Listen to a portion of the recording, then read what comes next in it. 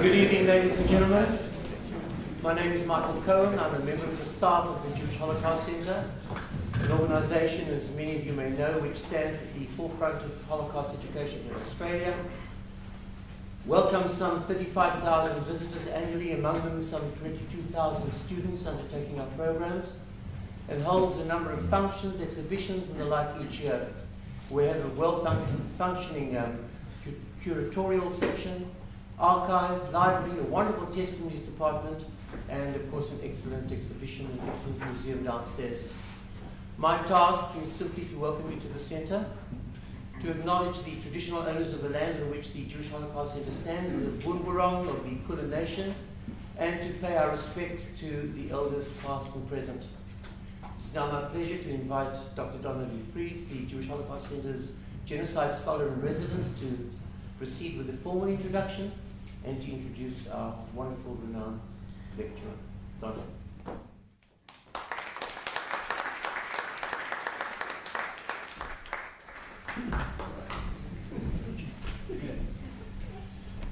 I was about to introduce myself, but I don't have to now. That's good. I want to briefly acknowledge and thank my academic colleagues, my good friends, who are here tonight from around the world, who are all genocide studies scholars. Professor Daniel Firestein, sociologist from Buenos Aires, who's not here yet. Professor Armin Masubian, philosopher from Connecticut, who is here. Professor Adam Muller, who is a cultural studies scholar from Manitoba in Canada. And our own geographer and museologist from Deakin University, Dr. Stephen Cook. Before I briefly introduce Professor Balakian, I want to thank the JHC for hosting him tonight. We were lucky to have him here in 2008, an experience he tells me was as memorable for him as it was for us. On that April evening, I first learnt that our survivor, Moshe Fissman, used the Franz Werfel book, The 40 Days of Musadar, as inspiration in the Warsaw Ghetto.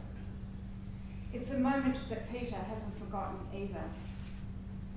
So I didn't have to coerce Peter back to the JHC, although he issued me with a caveat that he can again sample the goulash at the Budapest restaurant. And your wish will be fulfilled later. There are not many academics in any discipline that I know who can call themselves, in one sentence, a memoirist, an essayist, a cultural studies scholar, a genocide studies scholar, first and foremost a poet, a recipient of numerous awards for literature, contributions to culture and human rights, and fellowships awarded by the National Endowment for the Arts and a Guggenheim Fellowship. Oh, and of course there's a Pulitzer Prize for poetry as well.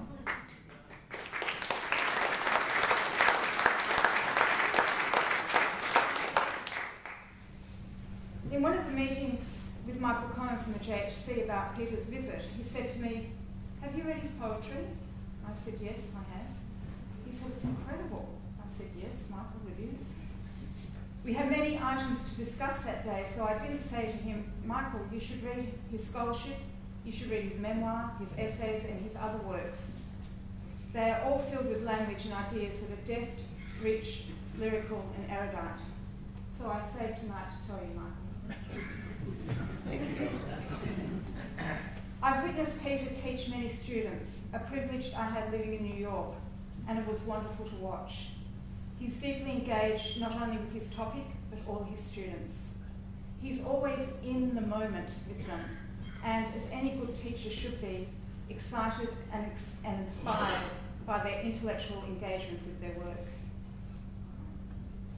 Once you've heard Peter's gravelly voice, you won't forget it.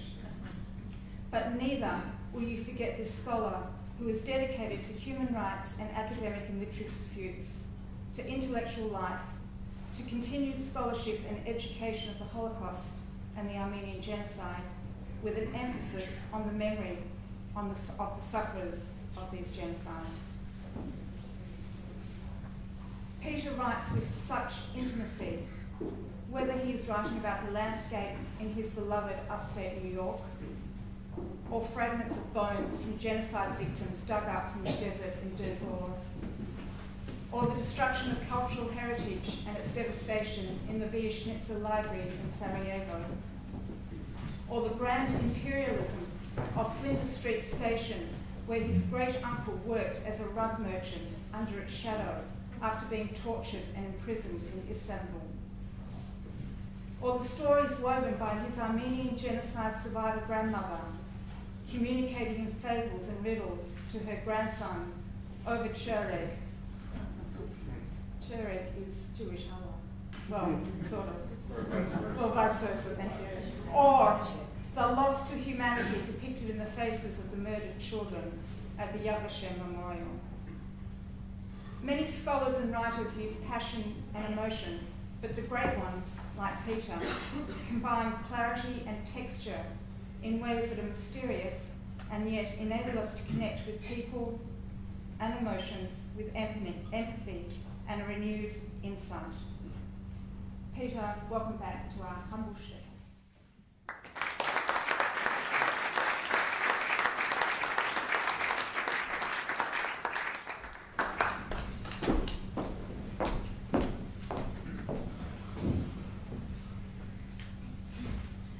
Thank you for your meditation, and now you really set me up. I'm in trouble.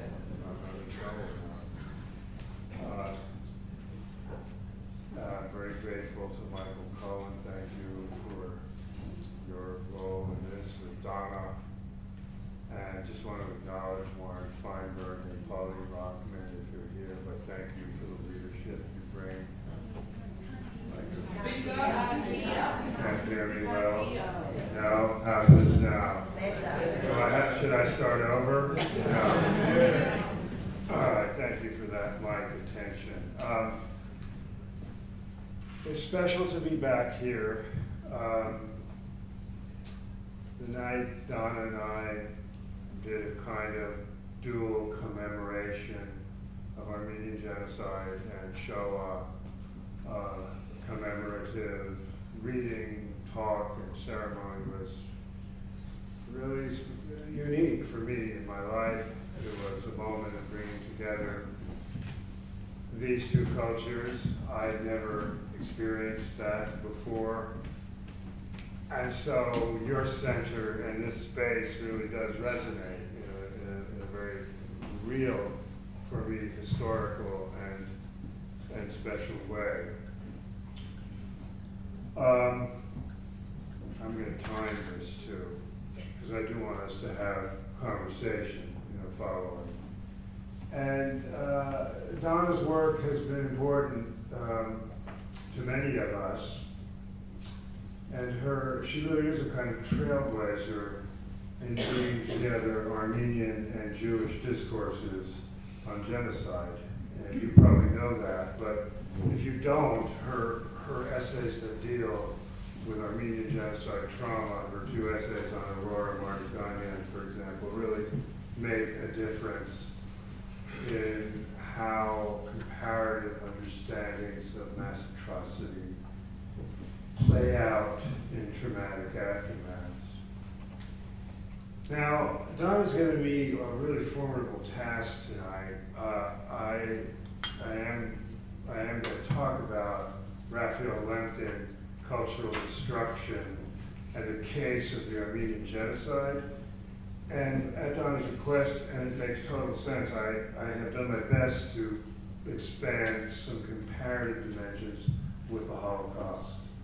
I'm, treading a new area. Many of you here will have a lot to say about some of the images I'm going to show. But what I hope to do is bring some context to culture and group destruction and genocide as a broader concept. So let me start here. I'll say I'm going to move between an academic paper and a more popular talk, and I hope both PowerPoints that will come up here will help kind of make a bridge between the popular talk and the academic paper. The evolution of Raphael Lemkin's thinking includes a piece of reception of the Armenian genocide. Let me say just very quickly that, and many of you may know, Lemkin grew up in eastern Poland. He was shaped by a kind of precocious childhood. His mother was an informative force in his young education. He was an avid reader. He got obsessed with reading books like the famous Quo Vadis about the massacres of Christians during the Roman period. He got obsessed with the persecution and massacre against unprotected minority groups. Obviously, so much of that comes out of his being a Jew in eastern Poland and living in a nexus of massacre and pogrom. And so those two, both his precocious intellectual coming of age and his being a Jew in eastern Poland, set him, toward a certain kind of orientation. Now, in the account of his life story, totally unofficial, which, as you know, Donna really discovered, unearthed, and edited, and it's a beautiful edition. And I'm sure some of you have read it. Maybe you've read all of it.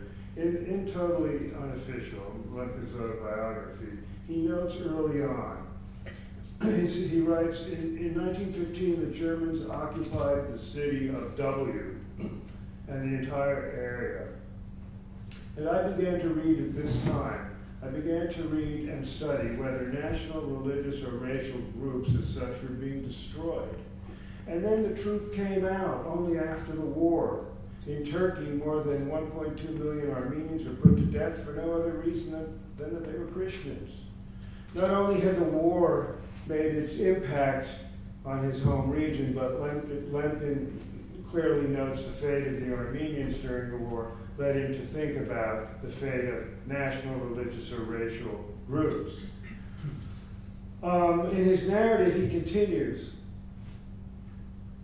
and he notes that in the aftermath of the Armenian genocide, he discovered, quote, and he writes, after the end of the war, some 150 Turkish war criminals were arrested and interned by the British government on the island of Malta. The Armenians sent a delegation to the peace conference at Versailles and demanded justice. And then one day I read in the newspaper that all the Turkish war criminals were to be released. I was shocked. The nation that killed and the guilty persons were set free. Why is a man punished when he kills another man? Why is the killing of 1 million a lesser crime than the killing of a single individual? I didn't know all the answers, but I felt that a law against this type of racial and religious murder must be adopted by the world. Well, as I read this, I call it a kind of moral threshold moment in a life story when Lemkin, the young graduate student, is awakened to a more acute sense of human rights. And the event, what he would come to call the genocide of the Armenians carried out by the Ottoman Turkish Empire, that was done with impunity, propelled him, as he put it, to try to create a law to stop this type of racial or religious murder. Now, there's no doubt that the impact of growing up a Jew in eastern Poland, of having absorbed the history of massacre and pogrom in that region, and then the case, and Donna points this out in her introduction to Lemkin's autobiography, the case of Simon Schwarzbart, who committed a revenge killing in 1926 in the wake of the murder of his parents in the pogroms that were happening in drastic numbers in the Ukraine at that time. Also had big impacts on Lemkin. I don't mean to suggest that the Armenian event was the only part of Lemkin's coming of age to get engaged in human rights atrocities, but it was a big part of it. And really the other piece of it was the whole Jewish vector in his evolving consciousness and that evolving history. He went on to question one of his professors at the University of Lvov, who told him that the sovereignty of states was really the bottom line. when it came to issues of mass killing. And Lemkin argued that sovereignty can't be conceived as the right to kill millions of innocent people. This is still a very young man. Lemkin was a very precocious, brilliant intellectual in the broad sense, as well as a legal thinker. So fast forward to 1933, when Lemkin writes his famous Vandalism and Barbarism paper that he sends off to a conference, a legal international law conference in Madrid. Lemkin himself is prevented from going to that conference because he's a Jew. Polish government clamped down on him, but his paper got there. It's one of the great things, academic conferences can change history. Just get your paper there. Lemkin got his paper there, and the paper got read. And here we note this because it's really key to this idea of the destruction of culture as a component of practice and implementation of genocide. He defined barbarism as the acts of direct killing, the extermination acts directed against ethnic, religious, or social collectivities. And he focused on vandalism as the destruction of culture, and that's our topic for tonight, and works of art. About vandalism, he wrote, an attack targeting a collectivity can also take the form of systematic and organized destruction of art and cultural heritage, in which the unique genius and achievement of a collectivity are revealed in fields of science, arts, and literature. The contribution of any particular collectivity to world culture as a whole forms the wealth of all humanity, even while exhibiting unique characteristics. It's a beautiful thing about Lemkin, this very kind of cosmopolitan sense of the human species, of the contributions of all cultures to a larger, human species body of knowledge and art and expressivity.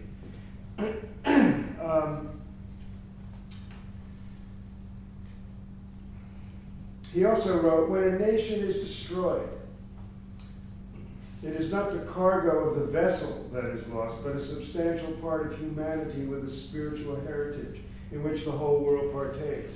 These people are being destroyed for no other reasons than that they embrace a specific religion or because they belong to a specific race. They are destroyed not in their individual capacities, but as a particular collectivity of which the oppressor does not approve. The victims are the most innocent human beings of the world. So again, the focus on the collectivity and the group, and as you'll see, as I want to suggest, the group's relationship to its own cultural foundations. Now, I want to say, I'm not going to get involved here in any kind of historical analysis of the Armenian case of genocide, but I do, for the sake of our intersecting Jewish and Armenian narratives and historical context tonight, I do want to note two important statements made by Hitler, which suggest or evoke or make clear something about the Nazi understanding of what had happened to the Armenians in the Ottoman Empire in the previous war, right, or in the previous decade. Hitler said, and some of you know this statement, 8 days before invading Poland in 1939, who today, after all, speaks of the annihilation of the Armenians. And Hitler was indeed emboldened by the fact that what had been a very prominently publicized human rights episode, tragedy, disaster in the 19-teens into the mid-1920s had been flushed down the memory hole by the late 1930s, and it suggests to us something about history and its moral dimensions and memory and its moral significance. And he was also, emboldened by the fact that the Ottoman government was able to get rid of its Armenian population in about a year. Really, most of the killing of the Armenians was done between the spring of 1915 and the fall of 1916. About 1.2 million Armenians were killed in that time, and the rest of the Armenian population by 1917 was pretty much vanquished from its historic homelands. There's another interesting statement by Hitler that I want to read, and it's a less well-known statement. In the very early moments of the formation of the Nazi Party, there's a very young evolution here in the Nazi political movement. Hitler says in a speech in December of 1922, a solution to the Jewish question has to be found. If it is solved in a rational manner, it will be best for all concerned. If no solution is achieved, there will be two possibilities. Either the German people will be a people like the Armenians, or a bloody clash will follow. One cannot hold it against the Jews that they exist in accordance with their race, but one cannot demand of the German people that they allow themselves to be dominated by Jewry. That has neither the ability nor the right to rule over Aryan peoples. Well, you know, it's of course evinces the fanatical paranoia and racism of Hitler's post-war apocalyptic mindset, and it's also very weird that Hitler's making the analogy between Germany and the destroyed Armenians. And it's an interesting moment to think about at the intersection of the two genocides and their intersecting places in the consciousness of this latter perpetrator. Now, I want to kind of compress this piece down to a couple palpable bites.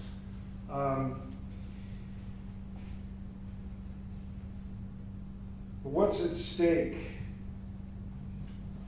in culture, I suppose, is the question. What is it about? You know, we believe in culture, we believe in the cultural institutions and texts that we live by. I like what Simone Weil says about a group's intellectual and cultural identity as being the moral and intellectual and spiritual life by which every individual is rooted in its community, and by extension the community is situated in history. I think Lenin would have found that very much in his orientation. And I also just want to note, very too briefly here, what the anthropologist Clifford Geertz has said about culture as being about the creation of a system of symbols, the making of webs and structures of signification, and the creation of social action that emanates from such systems and webs of signification. He goes on to say, systems of symbols and webs of signification are an essential part of the human process in making knowledge that affords both individual and cultural identity. And he argues that culture is grounded in social action, aesthetic forms of imagination, intellectual discourse, artifacts and edifices that embody and enact systems of symbols and webs of meaning. So we could agree, I think, that there are a wide range of such symbols and systems and webs of signification. Texts, artifacts, buildings, sacred and secular, synagogues and churches, monasteries, schools, monuments, memorials, museums, literary forms, poetry, fiction, drama, scholarly and intellectual work, journalism, visual text, paintings, frescoes, mosaics, and sculpture. In this essay, I do a lot more with that, but I do want to put those very fundamental, realities in front of you, because it's part of what we want to talk about today. Belief value systems that embody, articulate, and encompass these systems also involve, of course, religious beliefs. And those religious beliefs are inseparable from the symbols that embody them. And we find these very much at stake in the acts of genocideers and perpetrators in their conceptualizing their assault on the targeted culture. There was a nice quote by Lemkin here about culture in the Armenian case. He said, in terms of the larger issues involved, the losses in culture through the genocide of the Armenian people are staggering. The Armenians, as the intellectual core of Turkey, were in possession of valuable personal libraries, archives, historical manuscripts which were dispersed and lost. Churches, convents, and monuments of artistic and historical value were destroyed. And he goes on to talk about the importance of that aspect of vandalism in the larger reach of the Genocide Act. In my presentation briefly of some of the Armenian dimensions that were destroyed, cultural property, cultural producers, the intellectuals, the journalists, the teachers, the clergy, the artists, the belief value systems, often embodied very much in the religious, because the cosmological belief value systems are embodied often in the materiality, material culture, and symbolism of religious institutions. Let me turn to some images. Okay, this blurry image is a kind of killing fields map of Anatolia and the Armenian kind of death centers and epicenters of mass killing. I'm not going to spend time there. Let me take a look at this image here. In 1912, 1913, the Armenian Patriarchate in Constantinople did a census to discover there were 2,538 Armenian churches across the breadth of Turkey, what is really today the landmass of Turkey. And similarly showed that there were 1,996 schools, Armenian schools, and 451 monasteries. Today, there are probably about 10 working churches left in Turkey. So you can, and really after World War I, after the genocide itself, and then the war, there were 98% of the churches were gone. And so I want to show you some images as we think about the destruction of culture and its kind of signifying dimensions. Important to know, if you don't know about this history, that the Armenians were the largest Christian minority group living in the Ottoman Empire, along with the Greeks and the Assyrians, both significant Christian minority groups. All of them were vanquished and eradicated before the early 1920s were over.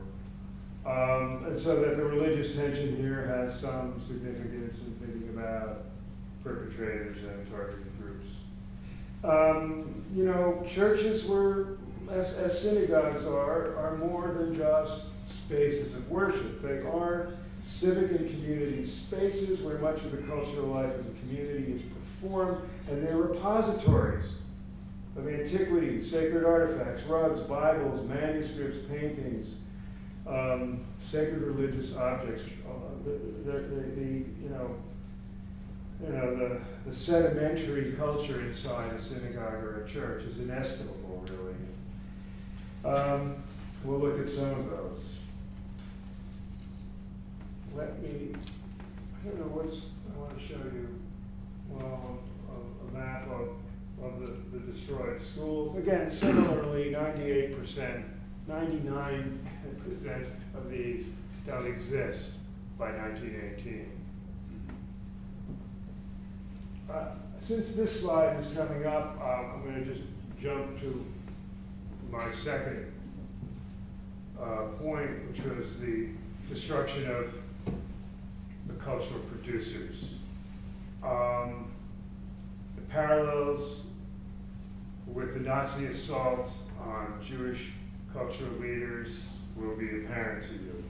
On April 24 of 1915, this is the day that Armenians commemorate the genocide worldwide, the Ottoman government arrested about 250 cultural leaders. Again, writers, clergy, academics, teachers, journalists, and some wealthy benefactors of culture. Arrested 250 of them and sent them to prisons about 200-300 miles to the east. Most of them were killed. And Lemkin got the meaning of this very clearly, and he writes about it. If I can find that statement. If I can't find it, I'll paraphrase it. He says, in one fell swoop, the Turkish government cut the head off of the Armenian nation, pulled its tongue out, silenced its voice. And he reflects a little bit on the impact of this for the legacy, for the black hole it leaves for the future. And I'm showing you some of the prominent Armenian, Grigor Zorab here was a member of parliament as well as a novelist and a journalist and a prominent intellectual. He never believed he could be killed because he was so close with the Turkish ruling elite. One of Armenia's most prominent poets, Varujan, and the description of his murder in Grigori's Balakian's Armenian Golgotha is really a chilling thing to read. That is my great great uncle, whose memoir I just mentioned, Armenian Golgotha, which really does witness and report the mass arrests of April 24 and the fate of the Armenian intellectuals. He escaped. Okay, I wonder where's a good, should we, no, let's put that image up for a moment. I want to,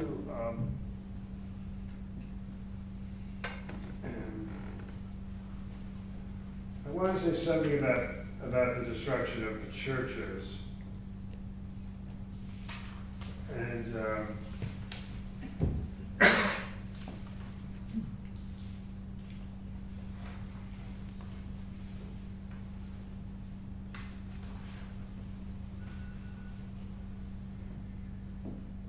not only were the churches destroyed by the gendarmes and the killing squads and the local populations, but many of the 2,500 churches were turned into barns, arsenals, brothels, artillery training areas, restaurants, nightclubs, and cafes.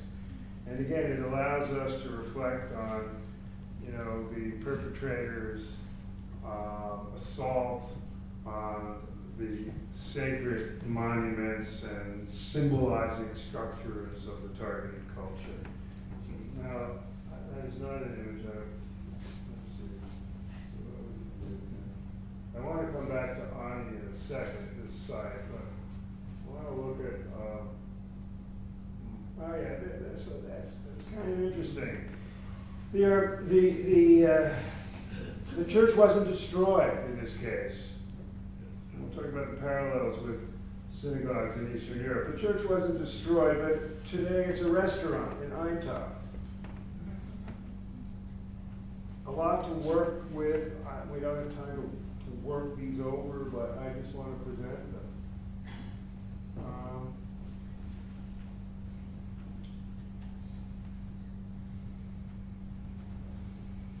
These are before and after images. Let's just look at them as they come up.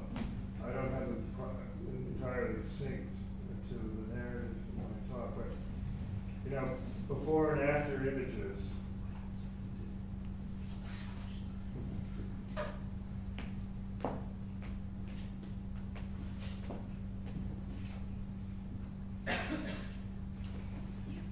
So the church at Kayseri converted into a Turkish community center. I mean, you know, again, they're beguiling images, aren't they? Slightly, to use the word too loosely, but surreal becomes, you know, a popular term. I don't know, this is a judo class.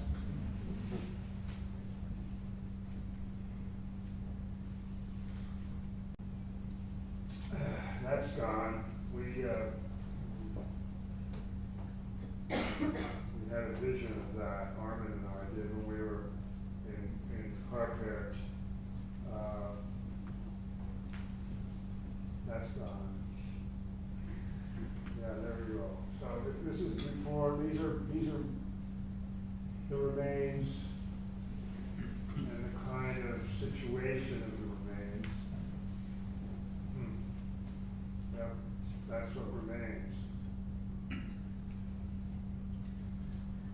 I'm going to take you back for a second to Ani. So, that's a kind of, at least for me, it's a kind of a spooky image. It's spooky around too. Ani is the ruined Armenian city, medieval city, on the Turkish-Armenian border today, but it's inside Turkey. And this would be, in some ways, say, a kind of, I'm going to use it as a loose trope, a Florence, a Siena in Armenian history. It was a capital city of 100,000 people on the Silk Road. It was the center of the famous Armenian Bakartuni dynasty. There were dozens of innovative and extraordinary churches and monasteries in its grounds, and I walked those grounds a couple of times. Today it is a ruin that's being somewhat revived for tourism, but the word Armenian is disallowed on the signage. So unless you know where you're going and what you're seeing, I always ask the question, what do the Turkish school children think they're seeing when they come on class trips? And I saw the school buses come out here to this site when I was there. So the signage here, you know, it shows you the appropriation by the perpetrator's legacy state, and, you know, just the Turkish flag on Armenia's most prominent medieval city, and the disallowance, the taboo of the word Armenia on the signs. Tells us a lot about the aftermath of the legacy. I'm kind of doing both. I'm moving to the legacy, you know, as quickly as I can.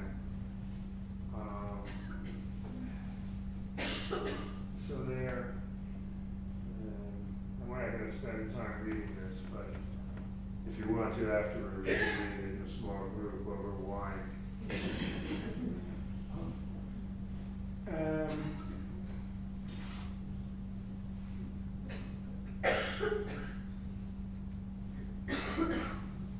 Church of the Holy Savior now is being renovated a bit by the World Monument Fund and some collaboration, but still the word Armenian is not allowed. A lot of whitewashing on the walls, Armenian writing and sponge.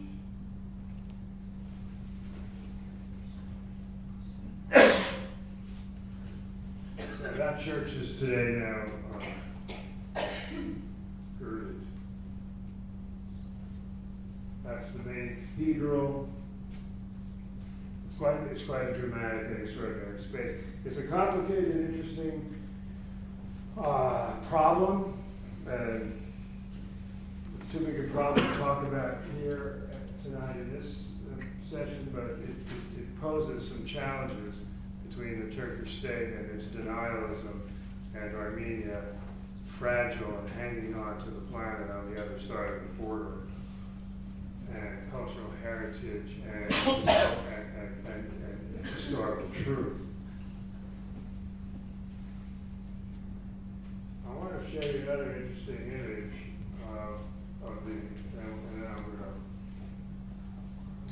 to come back to any of these, but where was the Turkish fashion shoot? I thought you'd be interested in seeing it. Maybe it's in this one. No, it's not. Okay.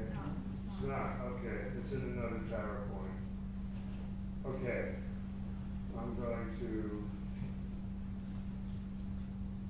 Now I've got to get to the next PowerPoint, though. And I think I need your help.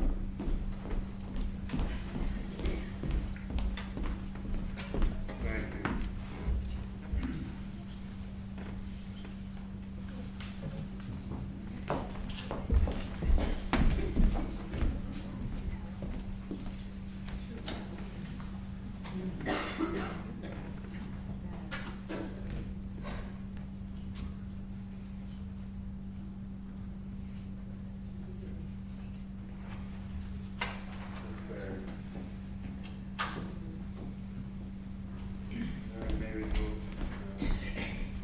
Thanks so much.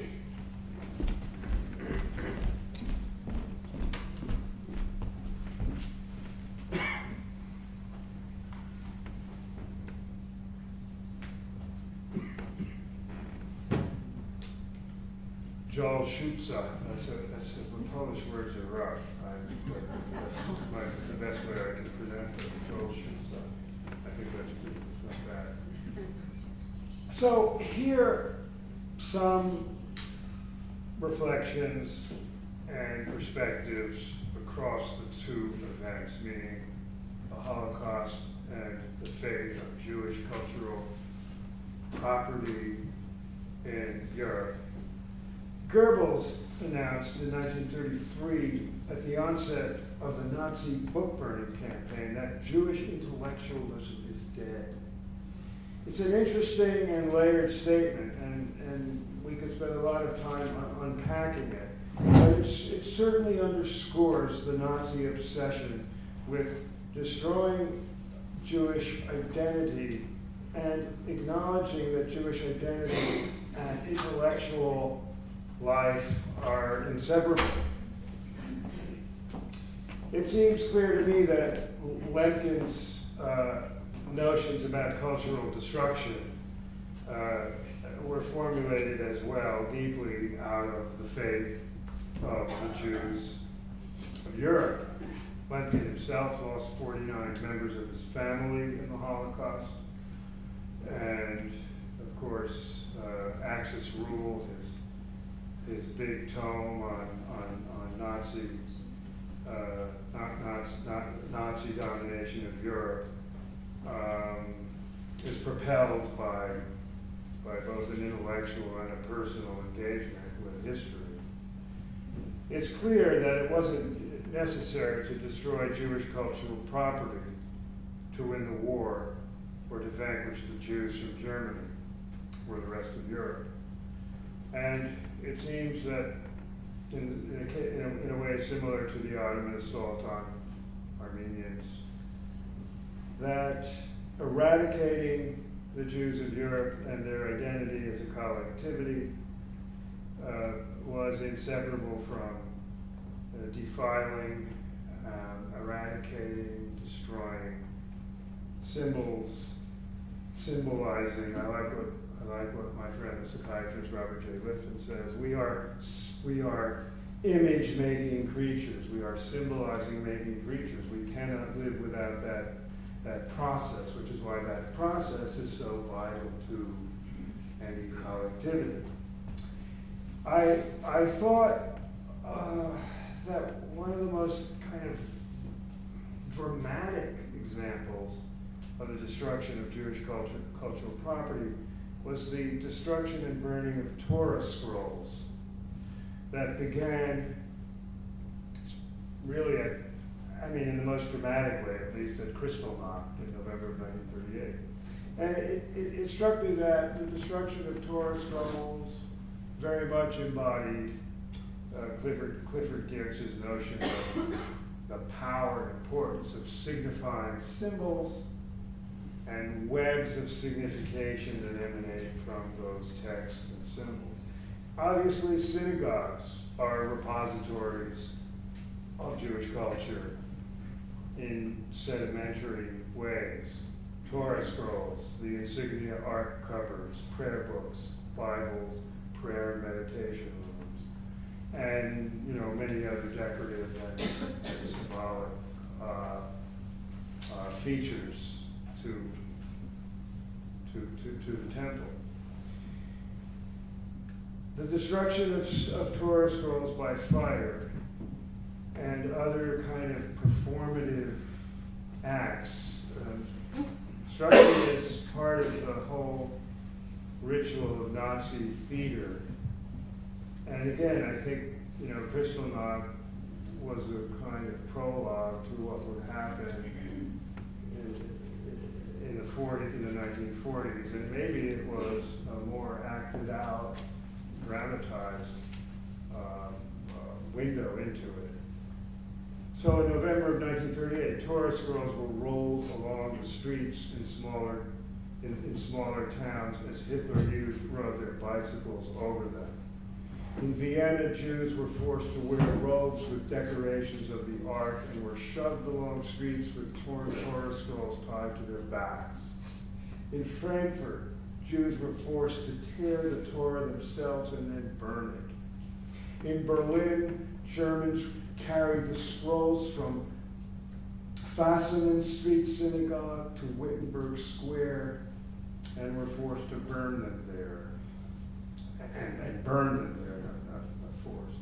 As Torah scrolls burned in a synagogue's yard in Dusseldorf, German men, some wearing the robes of rabbis and cantors, danced around the fire.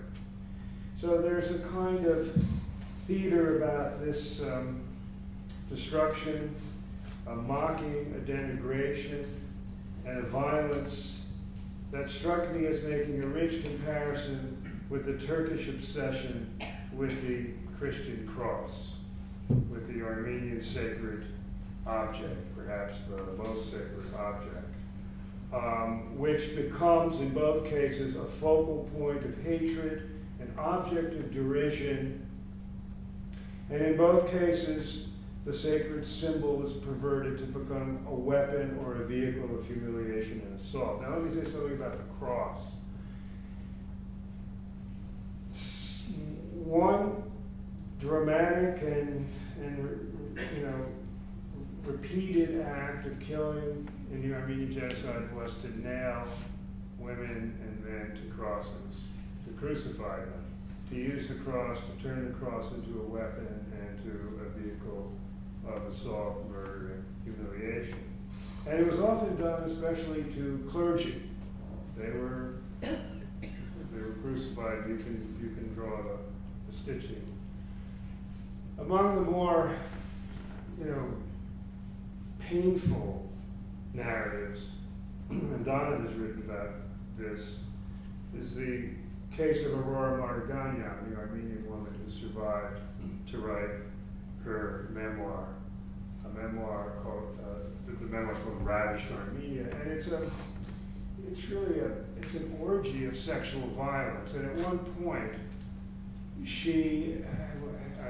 I'm going to compress the context here because the context is longer, but at one point she's explaining to an American on a movie set, because they're making now a silent film about her story, that the Turkish gendarmes used crosses to rape Armenian girls and women and kill them, so that they would drive crosses into their vaginas until they bled to death. So I mention this because it underscores, and let me read Elaine Scarry, who was a very interesting theorist of mass violence. Scarry writes in her book, The Body and Pain, when the perpetrator uses a sacred or domestic object for the purpose or torture of killing, the object is converted into a weapon, deconverted, undone, as she puts it, and in the process, institutions are unmade by being made weapons. I think that's controversial, and we could talk about that. But the fact of civilization is annihilated in that act, which strikes me as pertinent.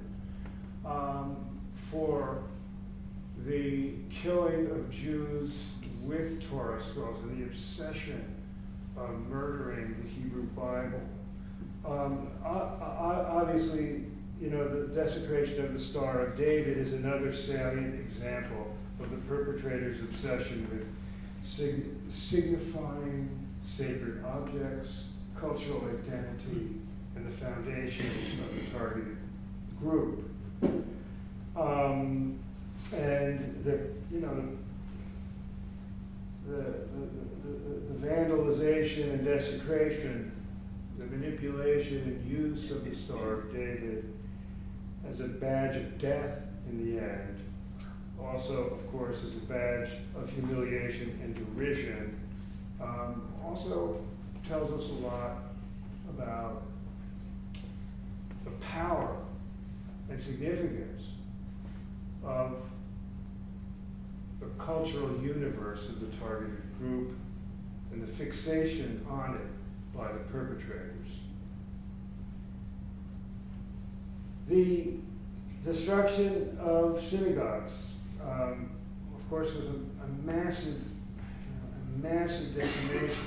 There were over 1,000 synagogues, and you all know this. Those of you who study the Holocaust all know there were more than 1,000 synagogues were destroyed at Kristallnacht. After 1939 in Poland, Ukraine, Belarus, Latvia, Lithuania, Hungary, Jewish cultural property was decimated. Thousands of synagogues were destroyed. And it's also interesting to note that synagogues that weren't destroyed were used as latrines and stables, garages, brothels, artillery storage, armories, and so forth. And so, again, the interesting kind of appropriation of sacred spaces in both cases, in the Armenian and Jewish cases, strike me as worth doing more work with. In Częstochowa in southern Poland, the main synagogue was used as a police headquarters where young girls were raped and tortured. In Krynczka in northeastern Poland, tombstones from the very old and important Jewish cemetery were used to build pigsties. In Kazberez, also in Poland, the cemetery tombstones were used to pave the walkway for the Gestapo headquarters there. These all, again, events, the very kind of thing that Elaine Scarry in that statement I just read, I think is probing. And another, again, you're more familiar with these histories than I am, but the burning of wooden synagogues strikes me as another part of Nazi fanatical focus on Jewish cultural property, because the wooden synagogues were old and they went up in flames easily. And again, it reminds me of what happened in certain towns and areas in eastern Anatolia, where the burning of churches became kind of ritualistic, almost a kind of pyre, bonfire, pyre celebration for genocideers. Afterward, too, synagogues that were still intact were used for everything, from museums and schools, concert halls to warehouses, factories and barns. Most cemeteries became grown over fields, meadows, lost terrains with buried sacred monuments. Now, I do want to look at these images with you, and you probably can tell me more about them than I know, but I've enjoyed discovering them. And what I've discovered very broadly as minimal context I'll mention here, and that is that there was very little interest in reviving Jewish cultural life in Central and Eastern Europe after the war and in the immediate decades that followed. There was mixed feeling in the international Jewish community about returning to religious and cultural monuments and sites in Europe. Many survivor groups reacted with hostility to the ideas of restoring synagogues in Poland, for example. But there was evolution, particularly, and I'm using here some of Samuel Gruber's research as he's tracked some of this in his field work.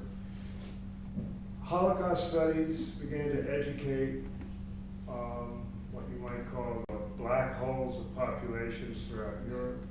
The Soviet era dissolved by 1990. More democratic openness emerged, and therein re-emerged some Jewish cultural life in Western Europe that began to move eastward, at least by some cultural transmission. Things began to change slowly, and by the 1990s,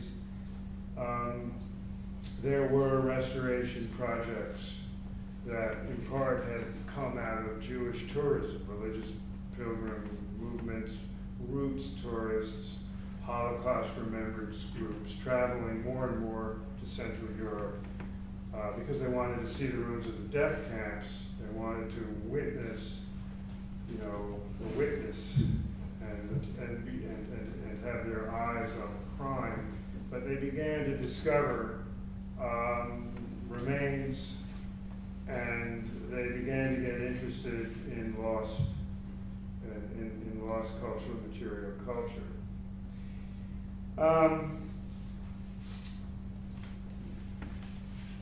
There's a lot more to say about that, but I want to look at some images here.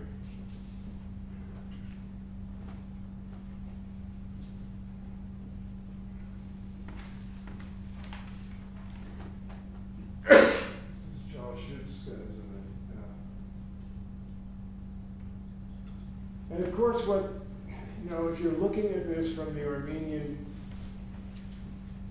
perspective, what strikes you painfully is that for all the disaster from the Nazi genocide and its aftermath, there evolved in different cultures and countries, in Poland, and Czech Republic, and Germany, and Hungary, open societies in which restoration projects could happen. And again, I call your attention, I wish I could do a double screen here and show you, go back to the ruins of the city of Ani and the taboo signage that exists today in Turkey, where it's disallowed. In this case, the ruined synagogue became a simple monument to the Holocaust. I want to look at this fabulous, the famous new synagogue of Oranienburgerstrasse in Berlin before 1961. I'm sure some of you have been there, right? Yes. And then today, I'm not a historian of the process of these restorations, but I'm fascinated being immersed in the Armenian-Turkish lockout syndrome and impasse predicament. I'm fascinated and uplifted to see what's possible after such atrocity and decimation.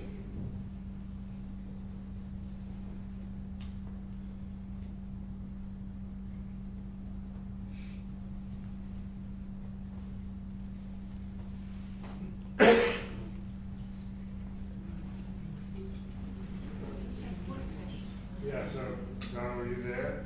Yes. In that synagogue? Yes. Yeah, okay. So let's look at That's now, yes. This is the president. This is president. I find this just wild. It's too much. Their expressions are, we can spend a lot of time talking about it.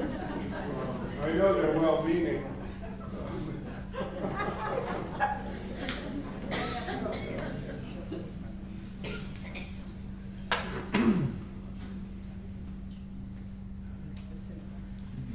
Yeah, this is the mod synagogue in Hungary for reconstruction. This is an inadequate image. Doesn't show you enough, but it does show you a kind of respectful caretaking from the national culture here, although we know that Hungarian anti-Semitism has reemerged in the last few years.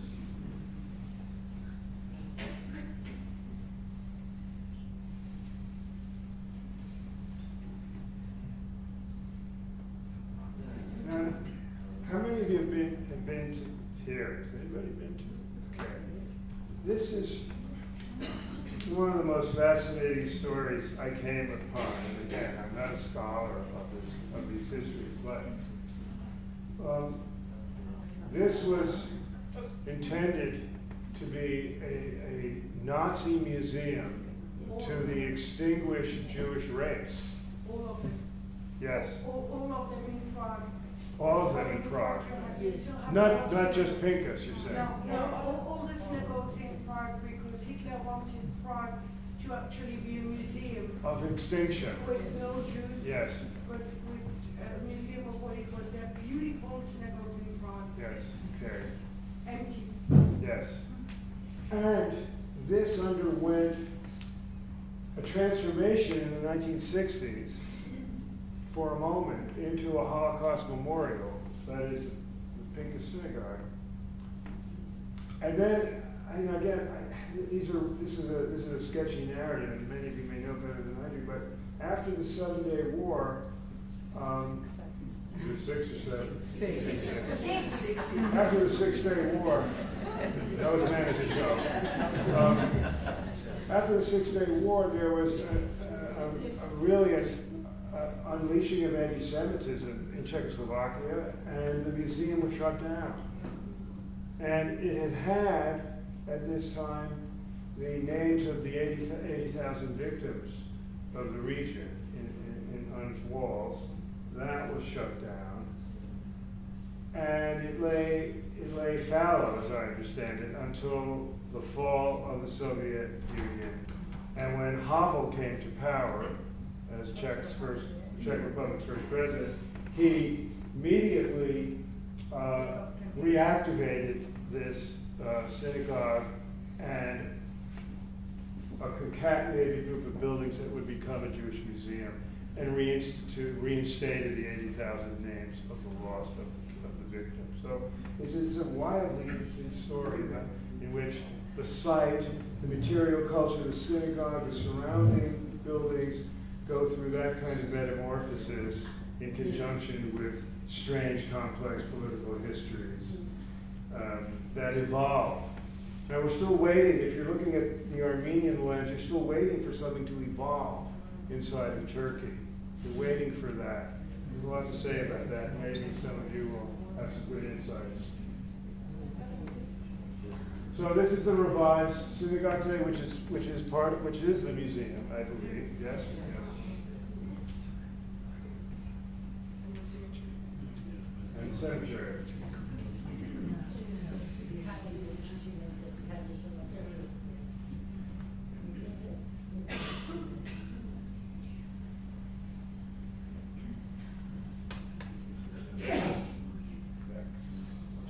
Okay, I'm going to stop here. This is a perfect moment to stop. And open the floor for conversation. Thank you.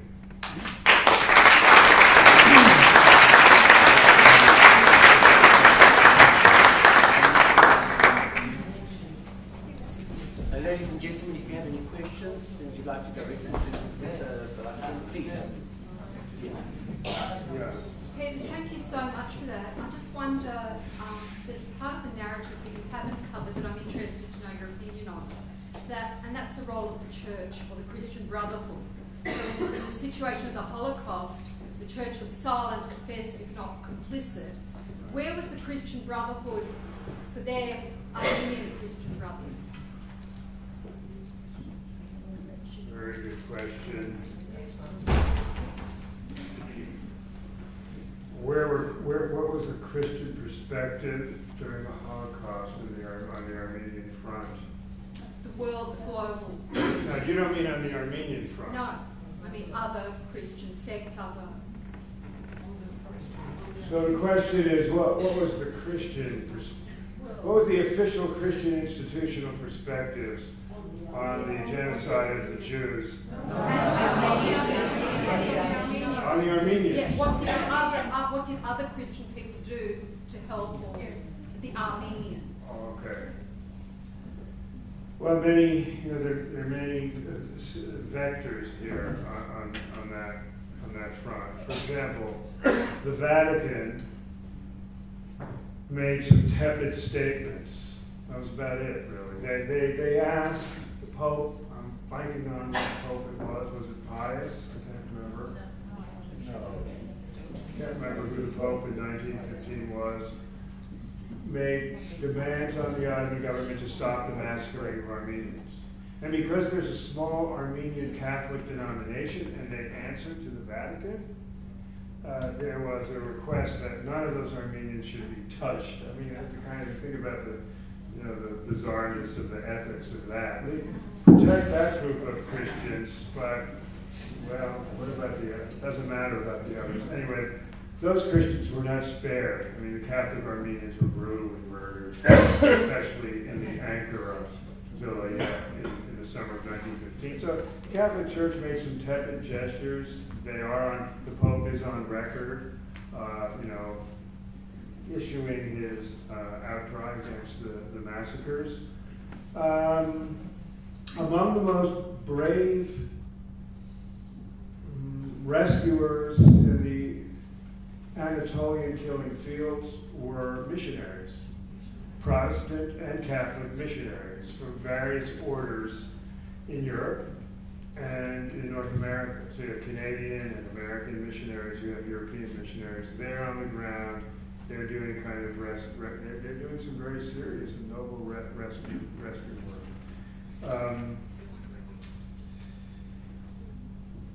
There was a lot of outcry from American religious organizations, a lot of philanthropy, a lot of money spent. So yeah, there was a kind of Christian consciousness in response, and there was philanthropy and rescue. That's a brief summary. I mean, these things play out in very particular ways. German Lutherans got very intense, in their attentiveness to Armenian atrocities. Norwegian and Danish missionaries, and so on. Yes. Christians, yes. would you take the microphone?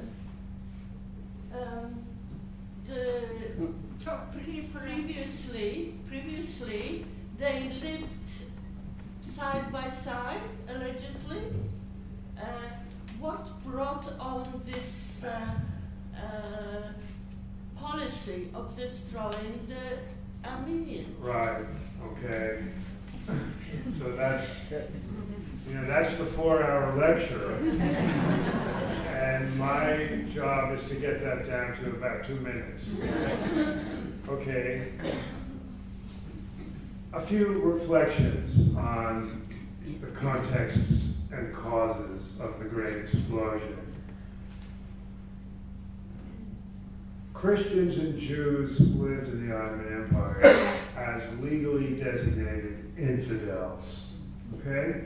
So infidel status meant that you were relegated to a second-class citizenship. You were cut out of a lot of mainstream infrastructure and belonging and participation, civil service, government, military, different tax laws, segregation. People didn't really live side by side. They lived in quarters. You know, Muslims and Christians weren't neighbors, or at least in many of the cities.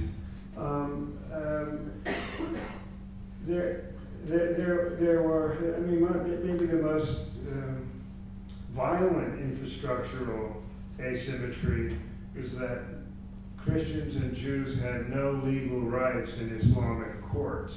And that meant everything is fair game. Women can be abducted and raped, land can be stolen, bank accounts extorted, businesses taken over. So this is not a very positive situation. However, if you played by the rules and you had some luck, and Armenians like many segments of Jewish populations in various European countries, Armenians in many vilayets of the Ottoman Empire were prosperous and dominated the small businesses and the merchant and trade bourgeoisie culture. So you could get along okay, but life was precarious, really precarious. So precarious that the patriarchate alone, just the patriarchate sent to the supplying port close to 600 pleas for reform and change and help between about 1850 and about 1890.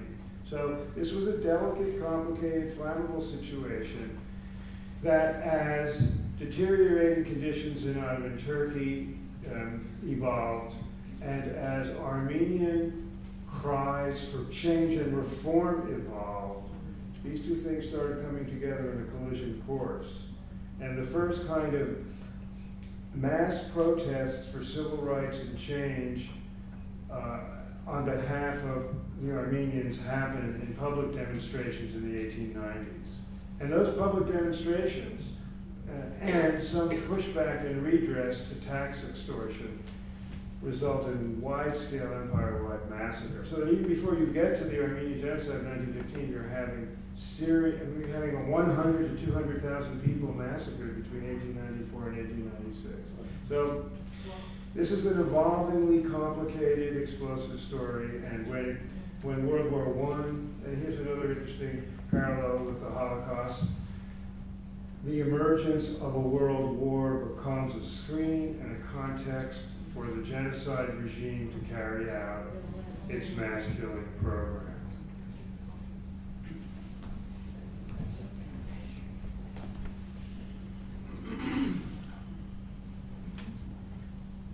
Armenian genocide preceded the Jewish Holocaust. How come that so far the Israeli government having the same fate and the Jews having had their own reparations through the Germans, up to now the Jewish government refuses to recognize the Armenian genocide? Well, you know, I think here the news is more complex than this, because the Knesset would like to do an official resolution about the Armenian genocide. The Israeli State Department vetoes it, but this replicates what goes on in the U.S. The U.S. Congress is basically prepared to acknowledge the facts of history with a resolution. Every time it gets on the floor, the State Department steps in and says, we don't want to mess with Turkish priorities and politics that way. Now, if you think about, I want to use the U.S. as an example, because the U.S. is the most powerful country in the world in certain ways, even though I fear it's deteriorating under the regime of the big orange man. But the most powerful country in the world is afraid to stand up to Turkey. Now that's shameful, because the U.S. has the political, military, and economic clout to dangle Turkey by its tail. Israel, of course, is in a very precarious situation in the Middle East. They have relied on Turkey for water supplies, for various kinds of crucial trade, and they feel, the Israeli state feels much more vulnerable. And still, there's a lot of anguish in the Knesset about this issue because the votes and the sentiment are there to do it. State departments tend to be the problems, and I wish the U.S. would behave with a little more courage to maybe encourage the few remaining states of importance on these redress resolutions to act, the other being the UK. I'm somewhat concerned that the goulash at Budapest restaurant is getting a bit colder. So can we take two more questions and then we'll wrap up the evening? Thank you. Oh, I'm going to say something about the books for sale anyway. Okay. I'll leave it to you to do so. No, either way, I don't want to sound like... Chef Fishman. Thank you, Professor.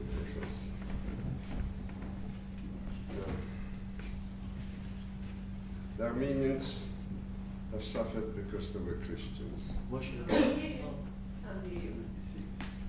My question is a simple one.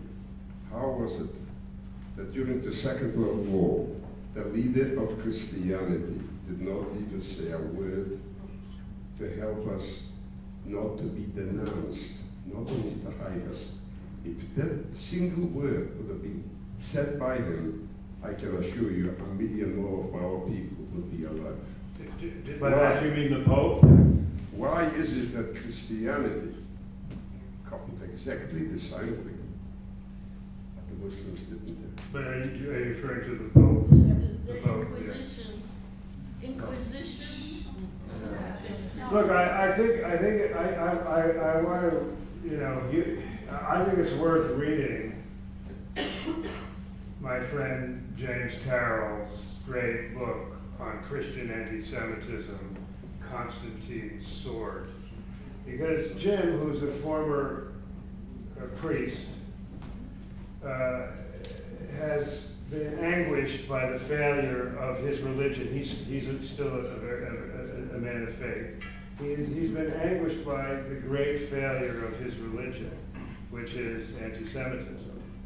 And he writes a quite brilliant intellectual history of anti-Semitism, which is more thorough and interesting than any book I know about. Has anybody read the book? It's a great piece of work. So Constantine's Sword, because he has a theory about Constantine, the Byzantine emperor, and the militarization of the symbol of the cross. That's a key moment for Jim in understanding Christianity. Anyway, look, it's one of the great failures of Christianity to have spawned a demonization of the Jews from the time of the 2nd century after the death of Christ. So I can tell you, when I teach my course on the Holocaust and the Armenian Genocide, I really want my students who are connected to the Christian tradition, whether they're believers or not, to get their heads around the failure of their historical tradition of their religious, intellectual, moral, ethical history. So my way of reflecting on that is to mention Jim Carroll's book, because I think it's a great piece of work.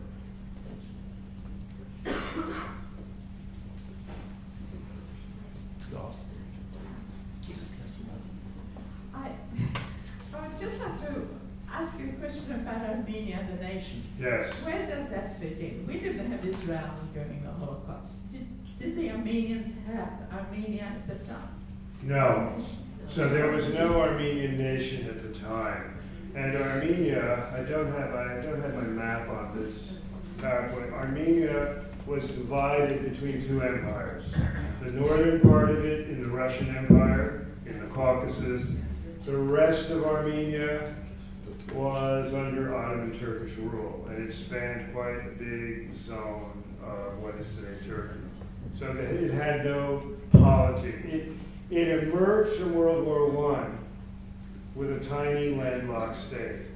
And that's a long, tortured story. But there is an Armenian republic on the map today, and it's a miracle of cultural survival, just as Israel is a miracle of cultural survival.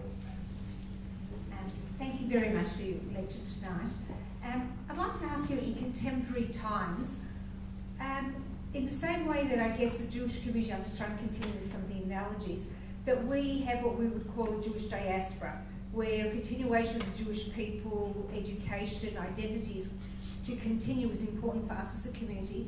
How does that play out amongst Armenians? Is there a connection amongst the Armenian diaspora? Do you have schools? How important is it for your kids to continue the Armenian identity and so on? Mm-hmm. That's 100 plus years later. I mean, again, you heard the question. It's about what is the nature of the Armenian diasporan cultural network of continuity, cohesion, identity, connection worldwide. There are about 10 million Armenians worldwide. I think that's right. About 10 million, a little less. Yeah.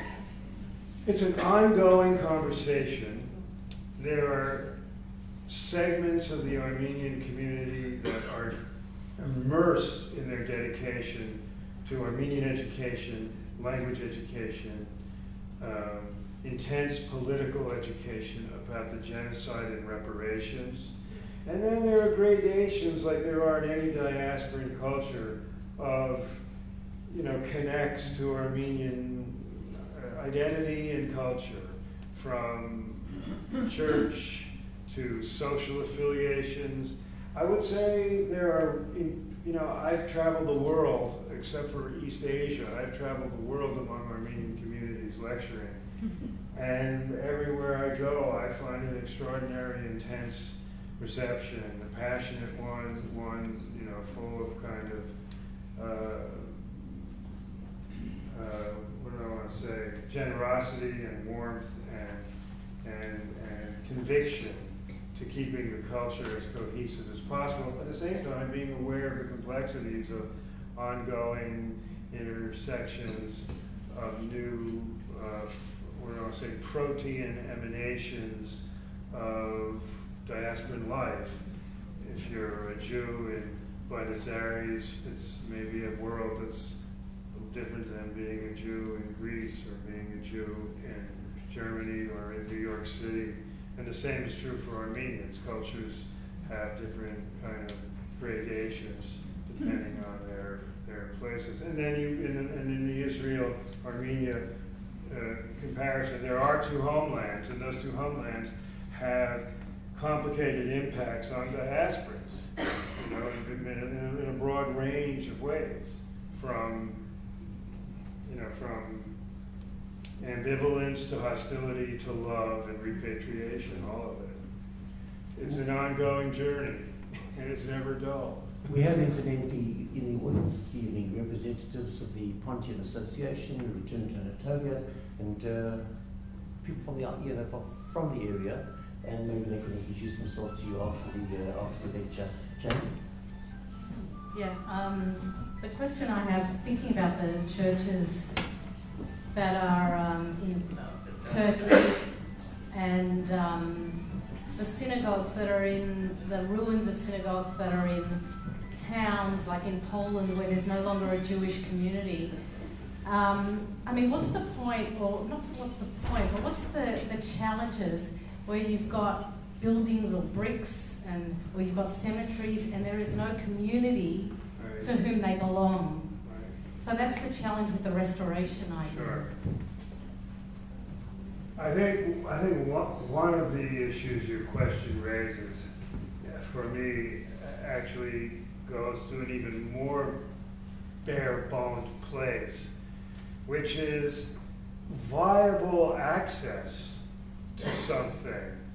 And here in the Turkish-Armenian case, for the most part, we do have access to the churches in Istanbul so far. They are running, you can go and worship, they have their whole seasonal activities, but elsewhere there's no access to them. If you try to restore something, first place, it's not going to happen in Anatolia.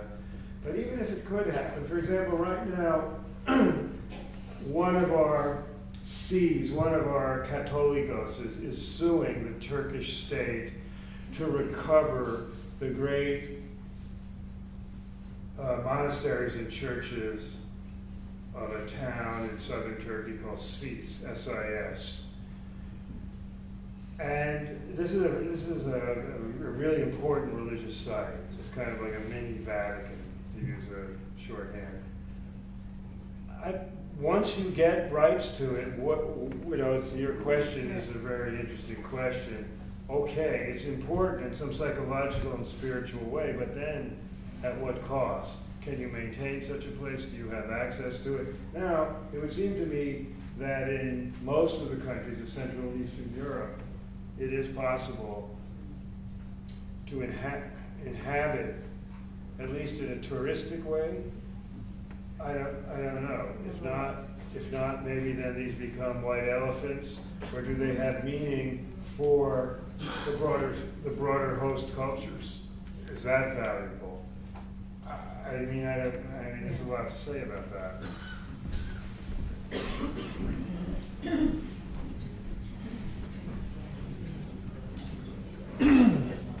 Thank you, Professor, for a most enlightening lecture this evening. I was wondering whether you could reflect momentarily on the apparent silence, suppression, cultural suppression by the Soviets, post-Nazi era, of particularly the Jewish diaspora that lived in Russia for many centuries, and elsewhere, and other religious and ethnic suppression. The post-Soviet. No, post-Nazi. Post-Nazi. Well, again, that's a good 4 or 5 hour lecture too. I mean, I think there's no ambiguity about the degree of severity that Soviet political life enacted upon ethnic minorities. And in fact, there was a paper at the IAGS conference, John Armenian and Daniel and we just came from that conference. There was a paper about Stalin's reign of terror in Armenia, in the Armenian Republic in the 1930s.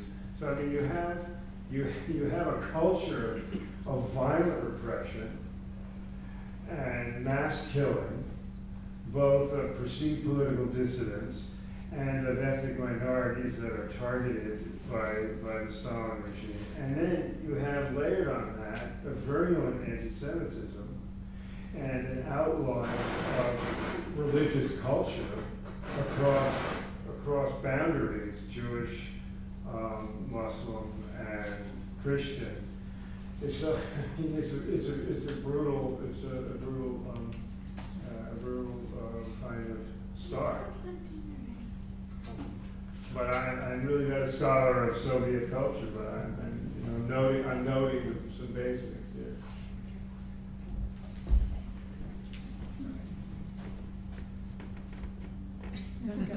Please stay.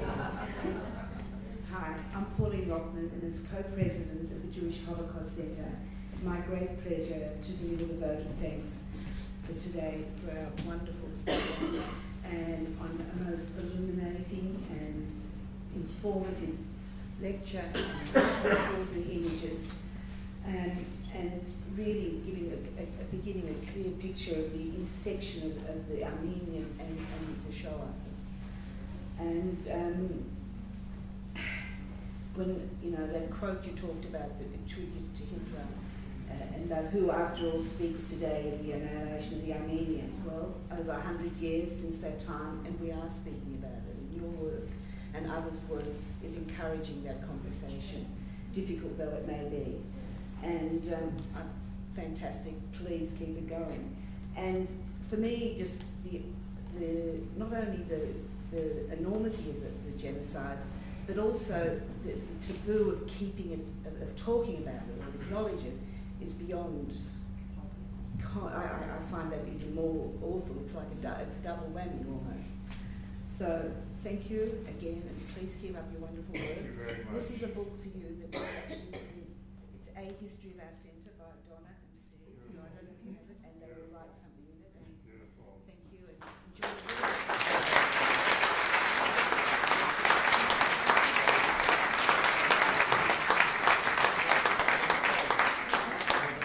Just to conclude, there are some copies. Peter fortunately brought 2 copies along with him this evening of his Pulitzer Prize-winning book of poetry that are to be found at the front. I believe it's $28, maybe $30 a copy. 28. 28. Nina and they, my colleagues, will be there in order to sell the books to you. And Peter, thank you once again. Thank you.